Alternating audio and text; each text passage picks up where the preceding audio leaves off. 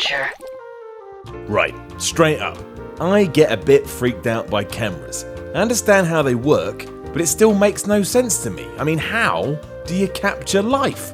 That's terrifying stuff right there. You can actually grab a still of the world, even though the world continues to move forward. My eyes are actually glazed over right now. I'm starting to feel a bit weird. There's loads of things like this though, and even more where it's actually very difficult to properly give an answer that will appease everyone who dares to ask. How that's still possible in the modern day when humans have gone to space and can tell you about the breakdown of an atom, I don't know. But it's true, and it's uncomfortable.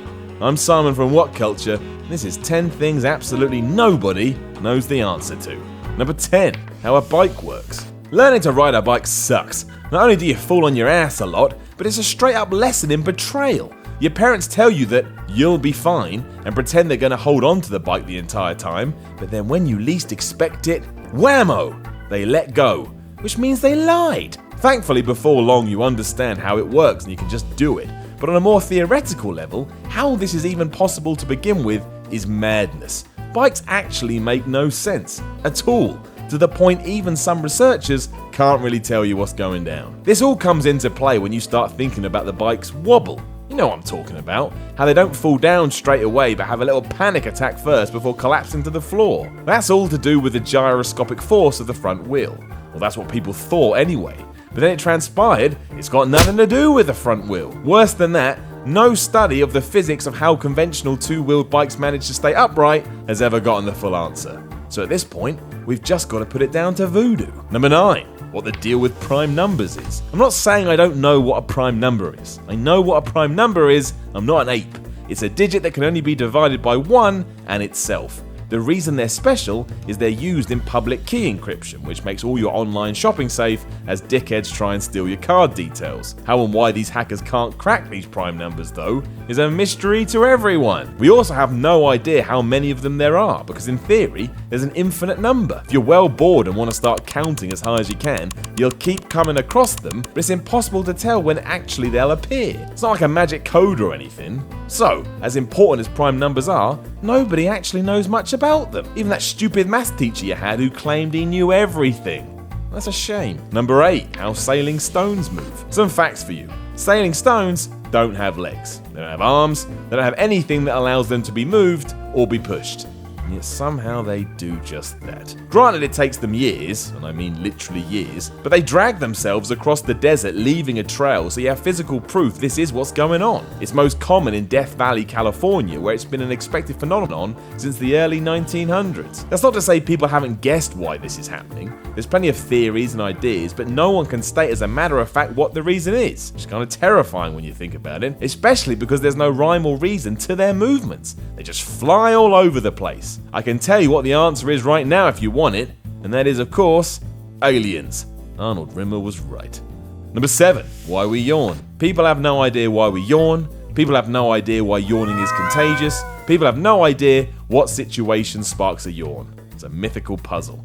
There's a lot of evidence to back that up too. I mean, when we wake up, we yawn. When we're tired, we yawn. When we're bored, you get the idea. The point is, there's no specific trigger. Sometimes people yawn when they're in the gym, and hell, even some animals yawn. It's like the world's worst epidemic that everyone has just accepted. Once again, there are theories. Some smart dude somewhere suggested it's to do with the regulation of carbon dioxide in your lungs. But that only takes you so far, and it's not far enough. There's still questions that come out of that hypothesis as well. So in short, yawning is the worst thing imaginable, even though you're probably doing it right now. Number 6, the purpose of dreaming. What use is dreaming? Seriously, think about it for a second. What do you get out of it? It's either your brain lying to you about where you are, or you're put in a situation where you're made to feel super guilty, like doing the bad stuff with your friend's partner. We'd all be better off without it. One theory is that dreaming exists so your brain can deal with the stuff that's happened that day. As it's building new pathways to store memories and all that nonsense, this period of rest allows it to all be sorted properly so you don't wake up feeling like a maniac. For Sigmund Freud, dreams were just our repressed sexual desires coming to life. But that, to me, sounds like a way for Freud here to justify some weird shit he had in his brain.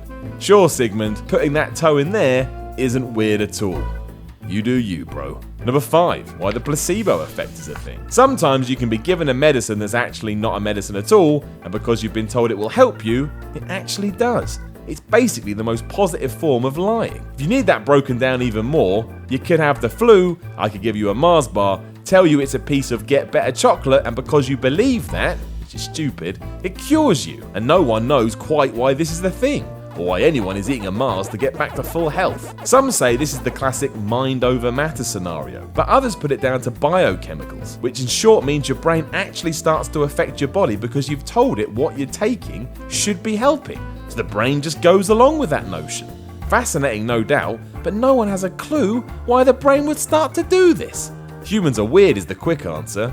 Really weird. Number 4, how gravity works. We all know that one day Isaac Newton got smacked on the head with an apple and then started shouting out about gravity. In the modern day, he would have taken a picture of the apple and put it on Instagram because life is awful. But this was how gravity came to be within the eyes of the human race, and we all just moved on from there. Today, it's just unquestioned. It exists because that's just the way of things. We take it as a given. But no one actually gets how it works. Newton didn't discover or invent gravity, he just put his name to it first, but even then he didn't know the specifics. I don't blame him either. How do you explain a force that's both the strongest in the universe, but also the weakest? Also, it doesn't exist on a subatomic level, even though existence as we know it is made up of atoms. You're better off just watching the movie Gravity and taking everything you need to know from there. And it's got Sandra Bullock in it. Number 3, dark matter. Our friend gravity suggests that the cosmos as we know it should start falling apart because of the aforementioned atoms. The reason it doesn't is because of dark matter. And what is dark matter? No one knows. Existing more as an idea than an actual thing, it all began when a boffin thought to himself, wait, how do galaxies exist when there's not enough mass to produce the gravitational spin of solar system? And then his mate replies, because dark matter. And that apparently was enough to settle everyone down again. So it's basically important but invisible and can only be detected based on gravitational effects, meaning I don't care anymore. Number 2, the origin of the WOW symbol. On the 15th of August 1977, a 37-second message was received from the middle of space. Now that's pretty impressive, and it's so impressive, the guy who heard this message simply scrawled down WOW on his notepad. He'd just been told he was getting a tax rebate. Forever on known as the WOW signal, for obvious reasons, it was a narrowband signal that was picked up by SETI radio satellites, which are designed to search space for distant messages.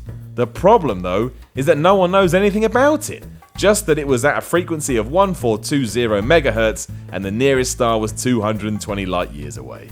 And that's that. Some say it's our first contact with alien life, others say it was noise pollution, and given we've never heard anything else since, well, I think that speaks for itself. Number 1, what came before the Big Bang? Right off the bat, we have the Big Bang, which itself is only a theory, so already things are getting confusing. On top of that, what on earth happened before this massive explosion? I mean, what was existence prior to this moment? Just nothing? That can't be true, because there had to be something in order for this nothingness to exist, which is a mind bender all of its own. This also begs the question of what the opposite is. If we can explode into life, it stands to reason at some point we're going to explode into death as well. And then what? We go back to pre-Big Bang days? Something else? No one knows. Potentially no one ever will know, which is actually impossible to take on board, because it's just too crazy. Know of any other questions nobody knows the answer to? Let us know in the comments below, and remember to like, share and subscribe. You can even come follow me on Twitter at SimonMiller316. I'm Simon from Whatculture, and I will chat to you when the world explodes.